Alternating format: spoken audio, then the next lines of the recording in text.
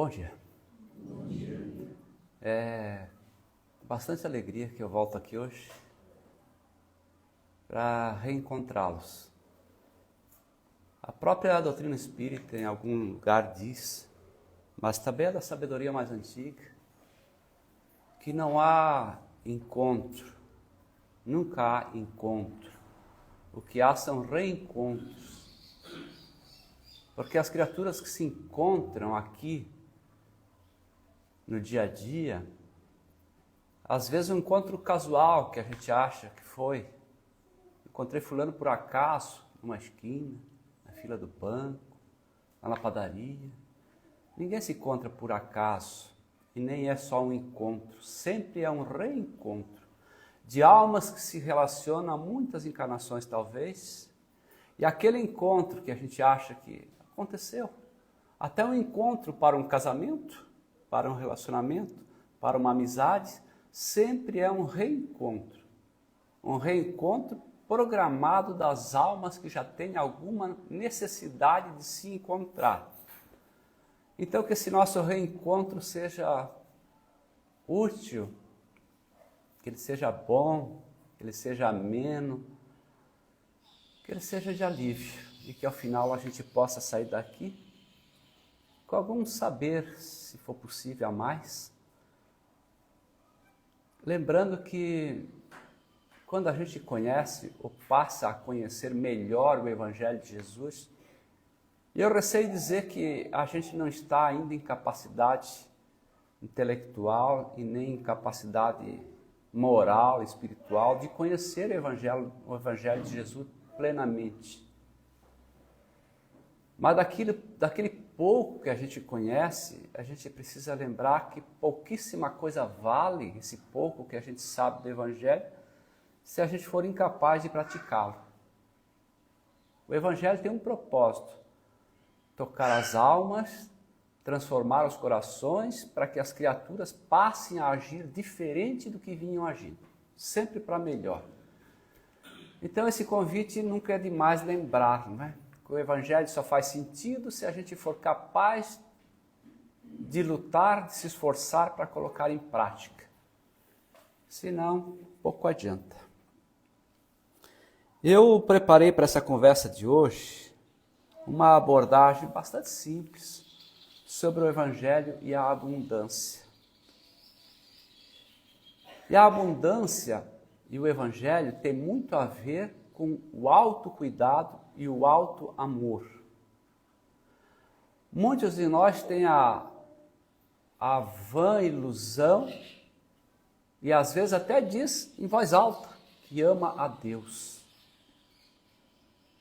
Mas é muito sábio, muito certo afirmar que só ama a Deus aquele que primeiro aprendeu a amar a si mesmo. Porque Deus está em nós. Eu não tenho como dizer que eu amo ao próximo. E está aí o maior mandamento de Jesus. Quando ele disse, ame a Deus sobre todas as coisas e a teu próximo como a ti mesmo. E ele disse que nisso está todas as profecias e todas as leis. Está nisso. Ame a Deus e ame a teu próximo como a ti mesmo. Mas como eu posso amar ao próximo como a mim mesmo se eu não me amo suficientemente? Lembrando que quem ama, cuida. Então, se eu comer demais, beber demais, guardar mágoa, ressentimento, desejo de vingança, se eu não procurar apoio dos amigos, da família, se eu for ranzinza, mal-humorado e irritado o tempo todo, se eu não souber espalhar alegria por onde eu passo, como eu posso dizer que eu me amo? Eu não estou me cuidando, porque a mágoa me envenena, o excesso do alimento me envenena. Então, amar a si mesmo significa cuidar-se. Se eu não me cuido o suficiente, eu não estou me amando o suficiente. Se eu não estou me amando, eu não consigo amar ao próximo como a mim mesmo. Porque se eu me amo mal, é dessa maneira que eu estarei amando ao próximo. E se a gente não consegue amar a gente mesmo nem ao próximo, como a gente conseguirá amar a Deus? De que maneira? Então é preciso que a gente perca essas tolas ilusões e comece efetivamente a fazer uma transformação do nosso íntimo e comece a se comportar diferente em nossos pensamentos, nossos gestos, palavras, ações, porque senão nada adianta.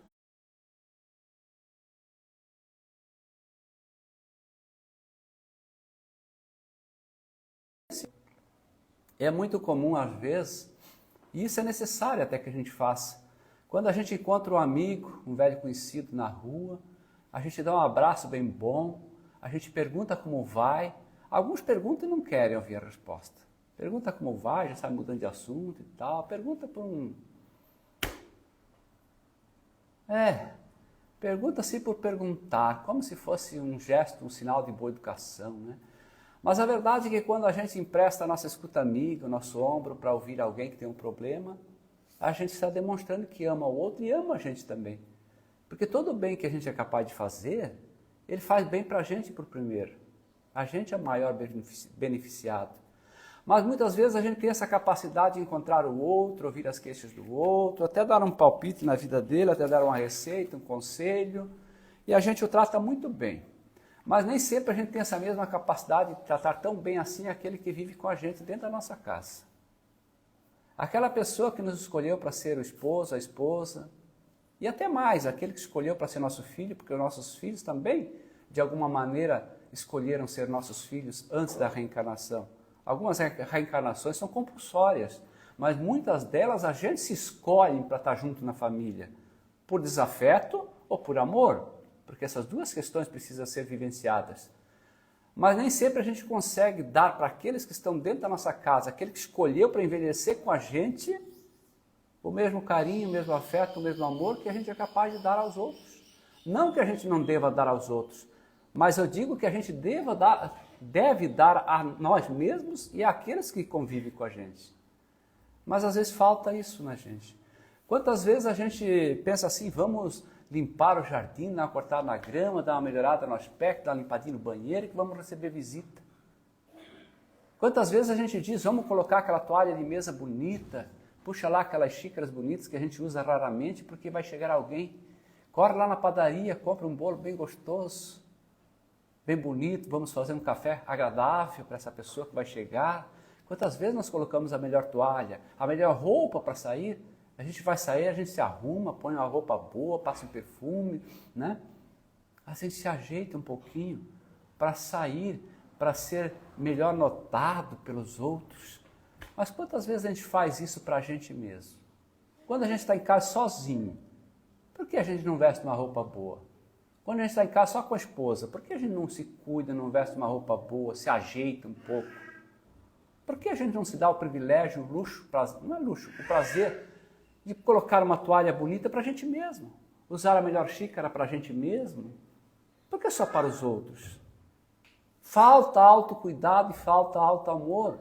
E isso tem a ver com o Evangelho, tem a ver com a abundância. A gente não pode se distrair com essas questões. Jesus asseverou-nos, lá em João 10:10, João, o evangelista, dizendo o seguinte, eu vim para que tenham vida e a tenham com abundância. Mas a gente precisa pensar de que abundância Jesus falava. Será que ele falava só da abundância de ter o iPhone de última geração? De ter todos os tipos de roupa com grife?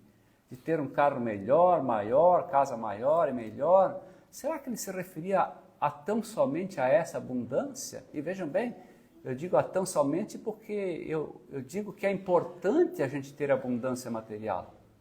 É importante a gente viver de maneira que não falte nada. Chico Xavier disse que Deus foi tão generoso e nem podia ser diferente. Nem podia ser diferente, senão não seria Deus. Mas quando criou o planeta Terra e selecionou espíritos para habitar o planeta Terra, Deus proveu a Terra com tudo que era necessário para que todos tivessem o mínimo e o necessário para viver uma vida com a mínima dignidade e conforto. Se para muitos falta o mínimo para viver com dignidade e conforto, é porque para muitos tem o supérfluo, para muitos está sobrando. Lembremos-nos que faz anos já, mas na pandemia para frente especialmente, o Brasil é um dos países que mais forma bilionários, que mais surgem bilionários. Feliz para eles que são bilionários, mas lembremos-nos que cada bilionário, para ter um bilionário, precisam milhões de pessoas ir para a pobreza, para parar a pobreza. Porque a riqueza de uma nação, que é o PIB, é como se fosse uma pizza. Imagine, 8 fatias, 8 pessoas. Se cada um for justo e amar ao próximo e for bom, vai dividir a pizza em igual maneira, uma fatia para cada um. E ninguém vai ficar com fome. Mas se alguém pegar 3 fatias só para si, é possível. Possível não, é certo que 2 pessoas ficarão sem a fatia de pizza.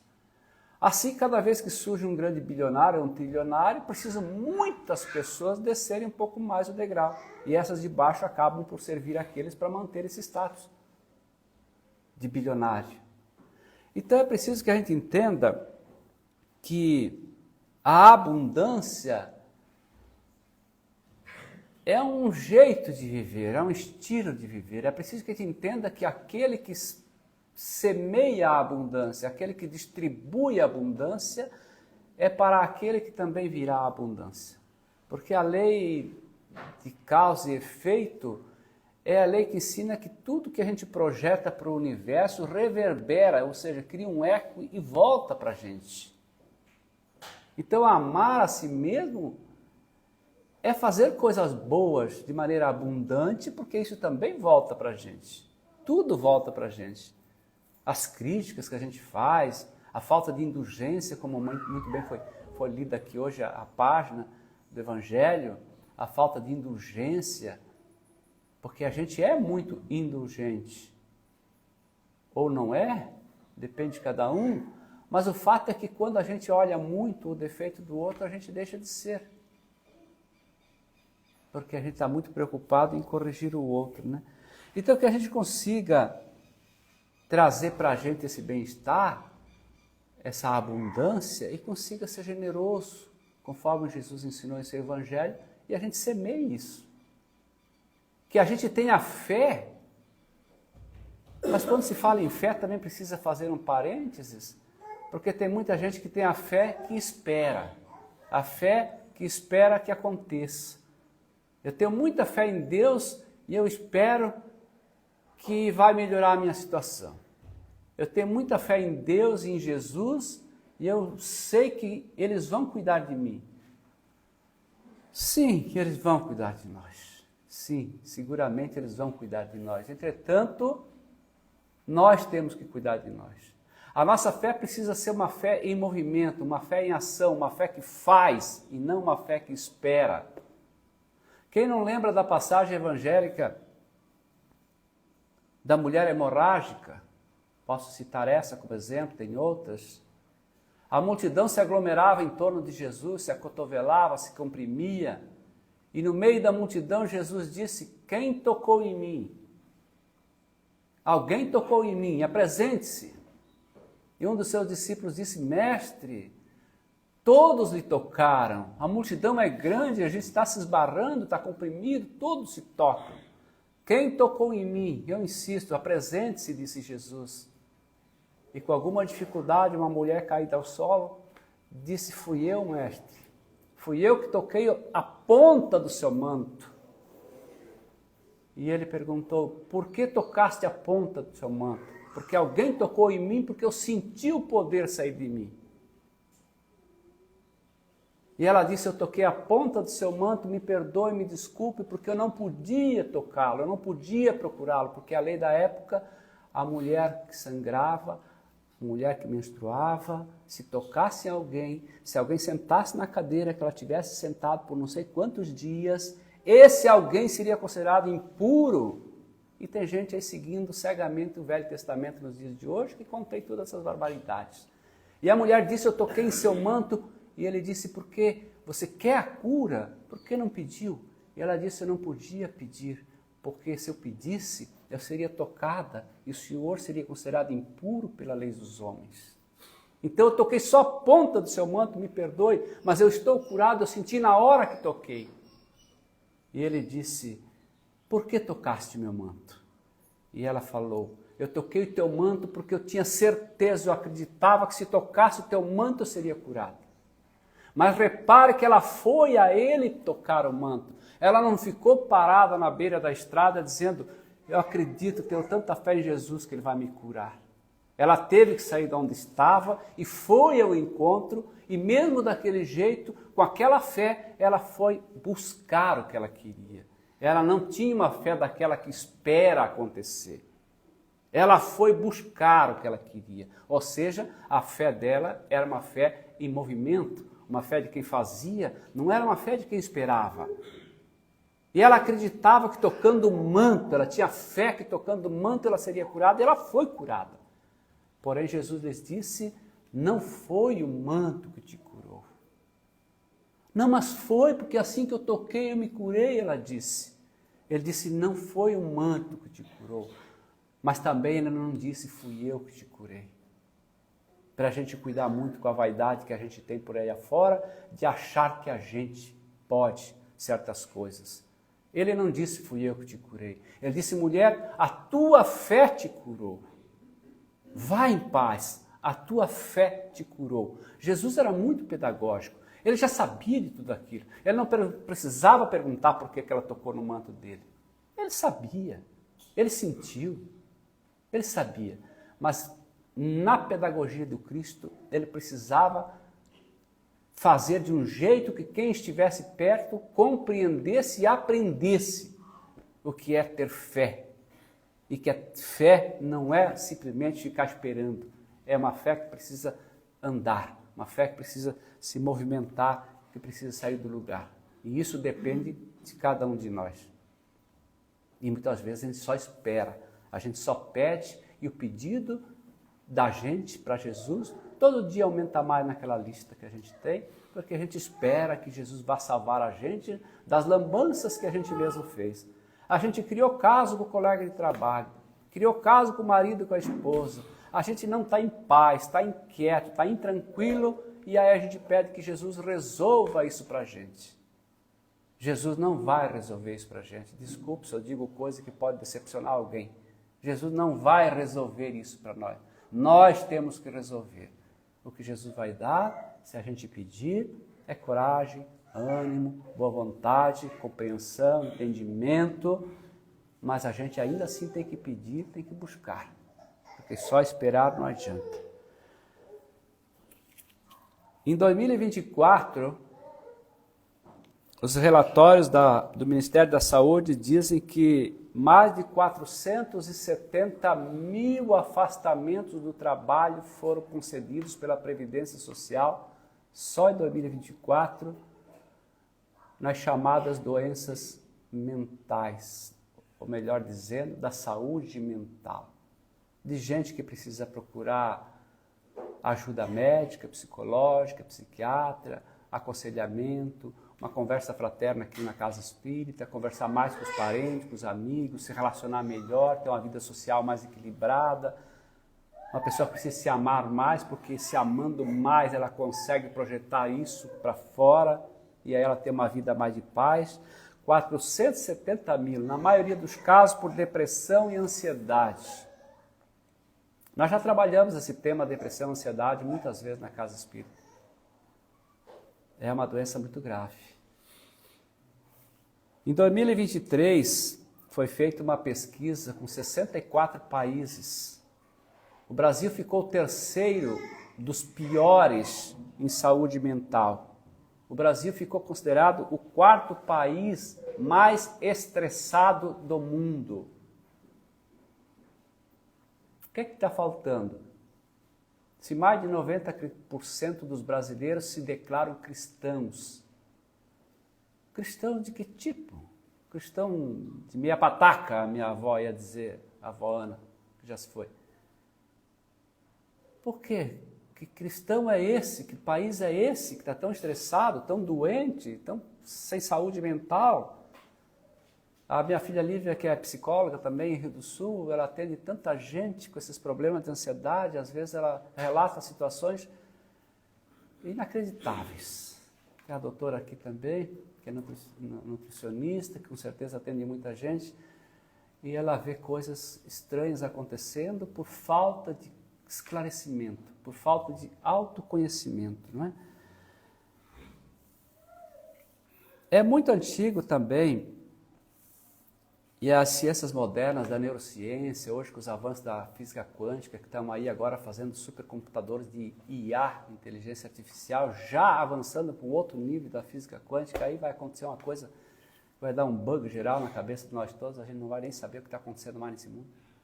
Mas eu acredito que vem para bem, porque tudo que vem para bem, e faz parte da evolução. Claro que traz consigo algumas coisas nocivas, doentias, né? Porque sempre tem alguém tirando vantagem, querendo levar vantagem em tudo, como se diz, né? Mas é muito antigo dizer, e tem um livro chamado O Efeito Isaías, que fala um pouco disso também, é do profeta Isaías, muito anterior ao Cristo.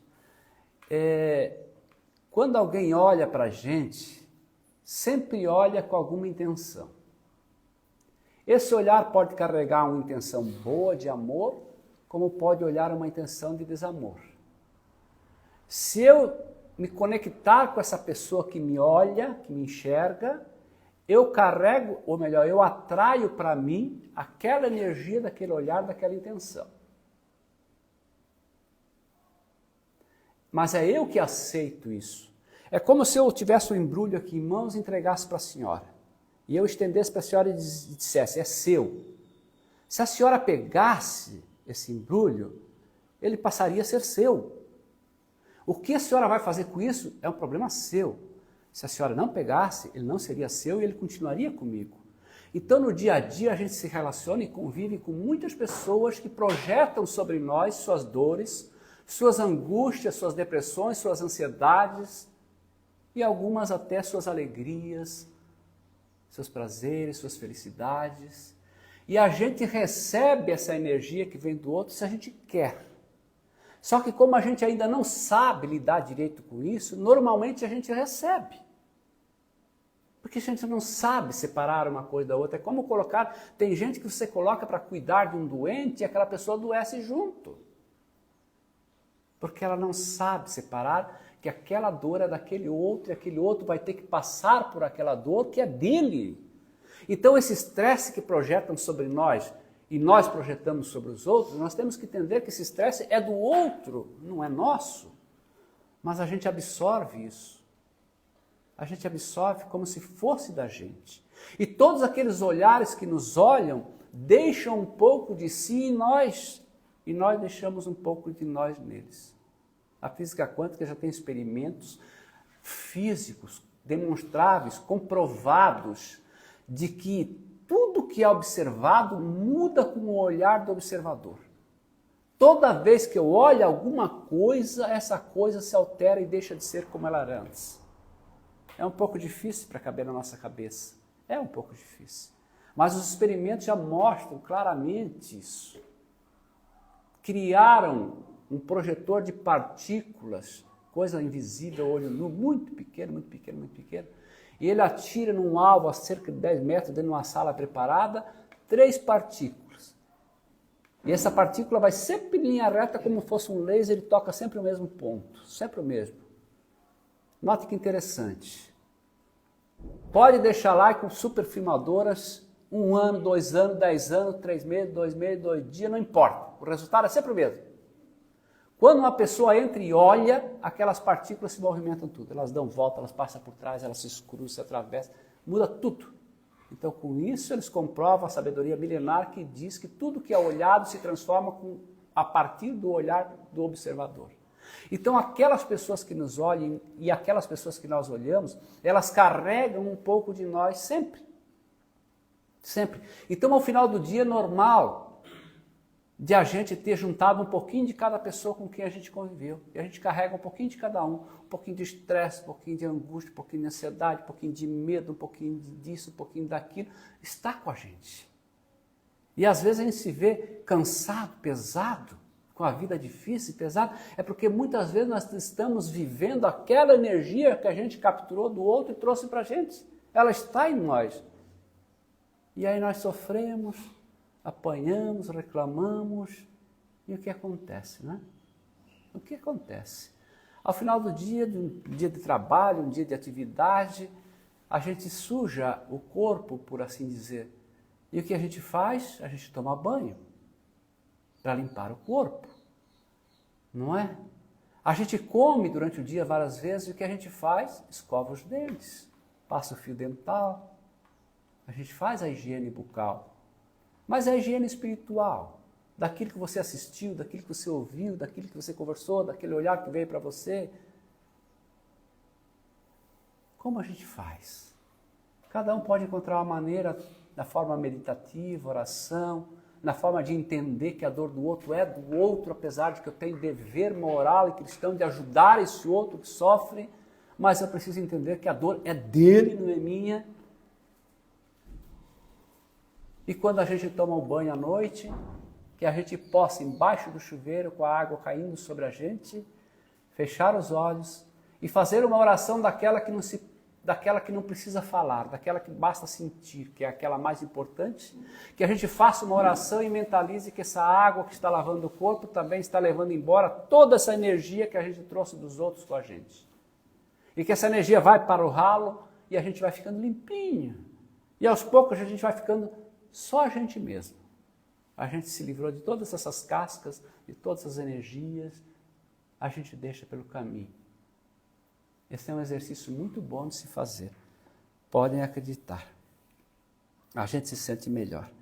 Quando a gente fala de abundância e do Evangelho, a gente fala do paradigma da escassez e da abundância. Quando Jesus repartiu, ou melhor dizendo, multiplicou os peixes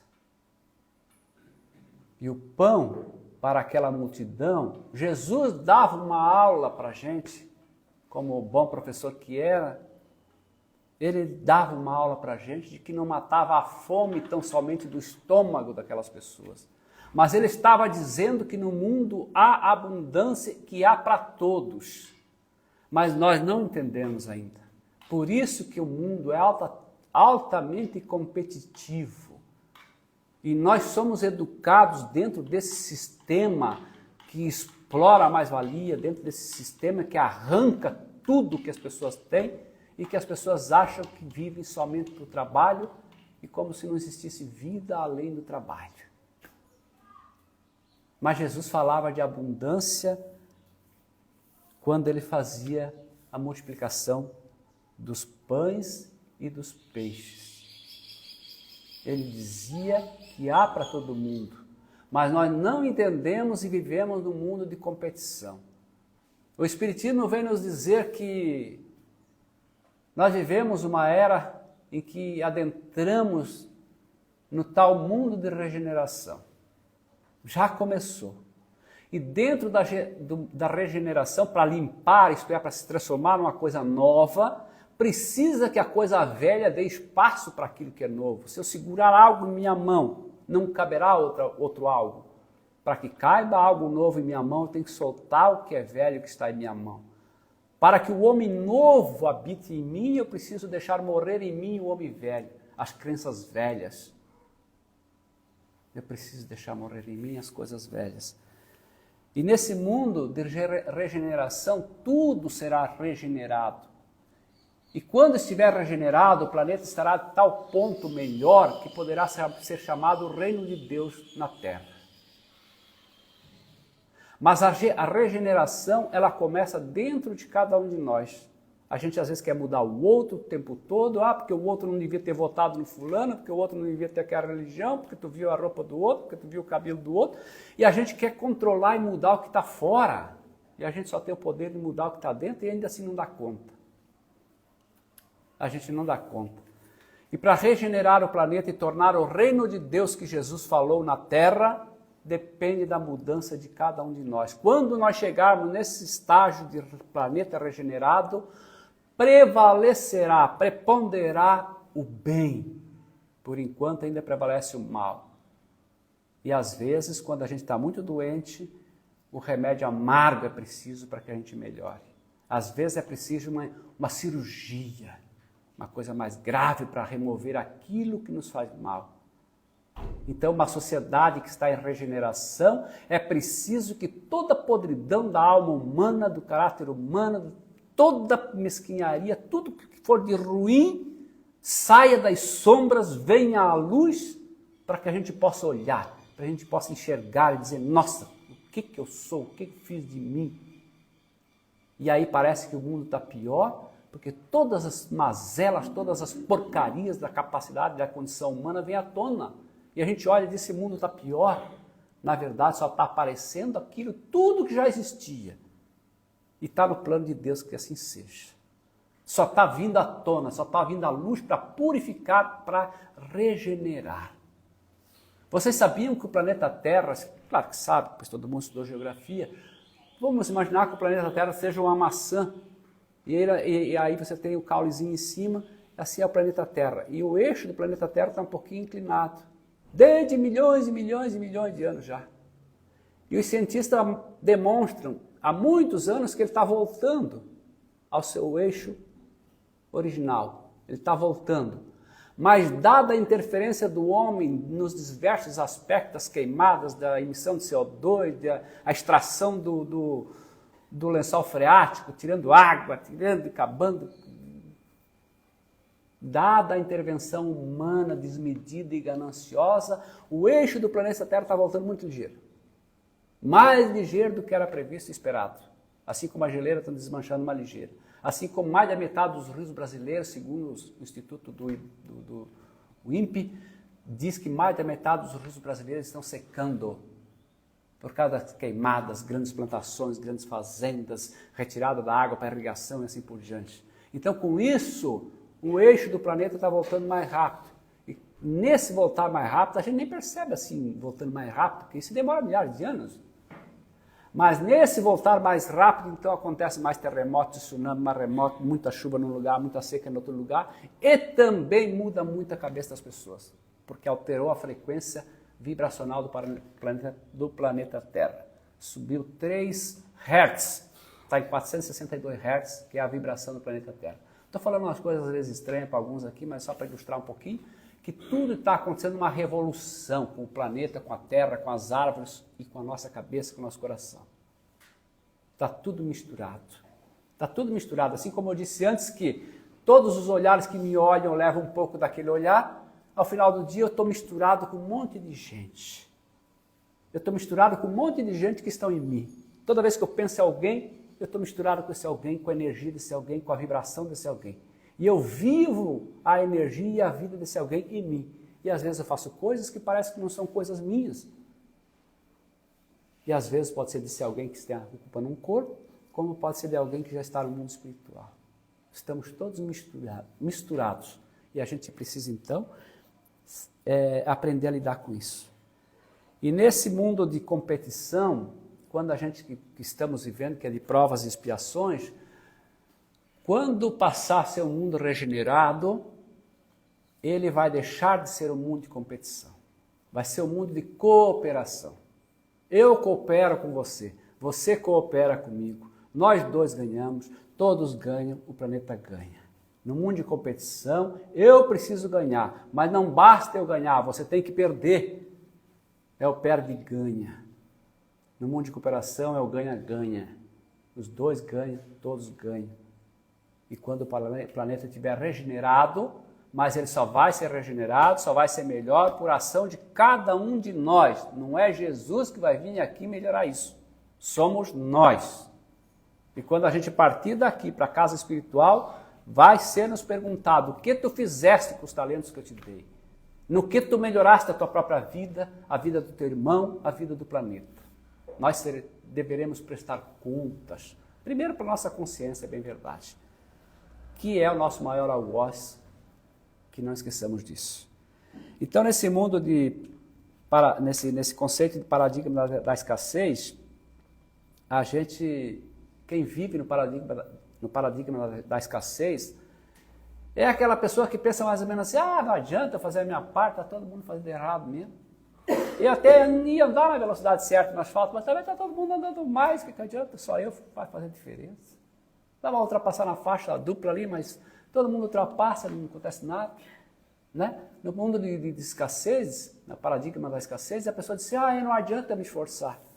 Eu acho que não vai adiantar, eu nasci pobre mesmo, tenho que morrer pobre, eu sou um pobre coitado, já começa o processo de vitimização, e só dá certo para os outros, lá em casa sempre foi assim, e a pessoa não acredita, não tem fé em si mesma, e quando tem uma fé é uma fé que não age, e a pessoa no paradigma da escassez é isso, ele acha que vai faltar. Então eu tenho medo de ficar velho porque eu vou ficar entrevado, eu tenho medo de não sei o que lá, e aí a gente bota o foco naquilo que a gente não quer.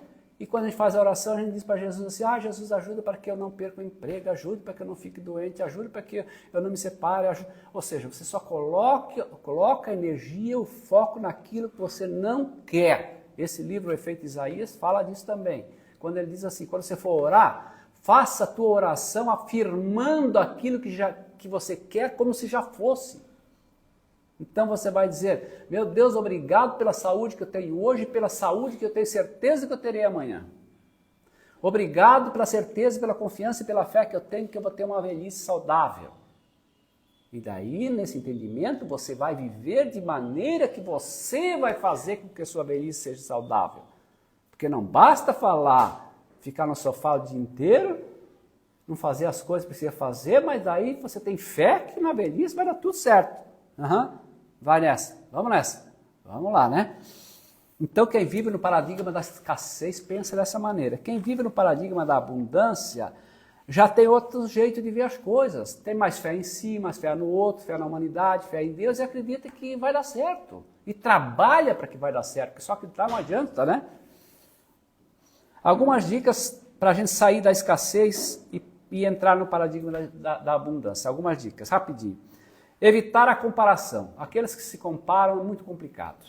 Porque Deus criou cada um diferente do jeito que é, com um programa de alma diferente um do outro. E cada um tem que dar conta do seu programa. Então não adianta ficar me comparando. Se eu me comparar e olhar para trás e ver que tem uma fila de gente muito pior nos vários aspectos da vida do que eu posso cair num grave erro que é da vaidade. De achar que eu sou melhor. Eu sou melhor, tá. Se eu olhar para frente e ver que tem um mundaréu de gente melhor que eu, digamos, eu posso cair em outra desgraça que é de achar que eu não tenho valor, de ter a inveja de estar lá naquele lugar, né? Então, comparação nunca dá certo. Compartilhar experiências positivas, ter em quem se inspirar. É sempre bom a gente ter em quem se inspirar, um modelo a seguir. E para nós cristãos, o maior modelo é Jesus. É Jesus. Então esse é o paradigma da abundância que leva a gente para um futuro melhor. Eu falei no começo que o Evangelho, quando trata de abundância, o Evangelho e a abundância tem a ver com aquilo que a gente precisa e aquilo que é o supérfluo, né?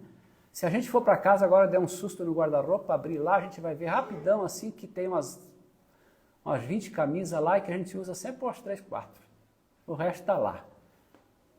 O pessoal que estuda essa área diz que se tiver uma roupa, um calçado, alguma coisa lá que você tem 2 anos que você não usa, é porque não é mais seu. Não lhe pertence. É de alguém que você só não entregou ainda. Esse alguém está precisando e está esperando. Mas a gente guarda lá por apego e outras coisas, né? Então é o supérfluo que falta para alguém.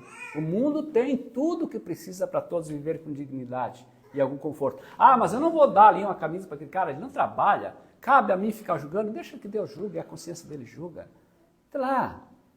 Nosso dever é servir. Ou Jesus, por acaso, se importou saber qual era a religião da pessoa que pedia cura? Jesus se importou saber se era homoafetivo, se era heterossexual, se era preto, se era branco, se era ladrão, se era prostituta. Jesus não se importou. E nós nos importamos como que quiséssemos dar conta disso tudo, não é? Para terminar, quero ler aqui um trechinho bem pequenininho de Chico Xavier que fala do supérfluo e do necessário, para que a gente possa para casa tendo algo a mais a refletir, porque o tempo já se esgotou. Chico escreveu sobre o supérfluo e o necessário dizendo: uns queriam um emprego melhor, outros queriam apenas um emprego. Uns queriam uma refeição mais farta, outros apenas queriam uma refeição. Uns queriam uma vida mais amena, mais leve, outros queriam apenas viver. Uns queriam ter pais mais esclarecidos, pais melhores, enquanto que outros só queriam ter paz. Uns queriam ter olhos claros, outros apenas queriam enxergar. Uns queriam ter voz bonita, outros apenas queriam poder falar. Uns queriam silêncio, há outros que queriam apenas ouvir. Uns queriam ter um sapato novo, enquanto outros queriam ter apenas os pés. Uns queriam um carro, outros queriam apenas andar. Uns queriam o supérfluo e outros queriam apenas o necessário. Eu encerro dizendo muito obrigado a vocês todos, obrigado a Jesus que nos permitiu estar aqui, obrigado a todos os trabalhadores da casa, obrigado a todos que vieram. Fiquem todos bem, fiquem com Deus.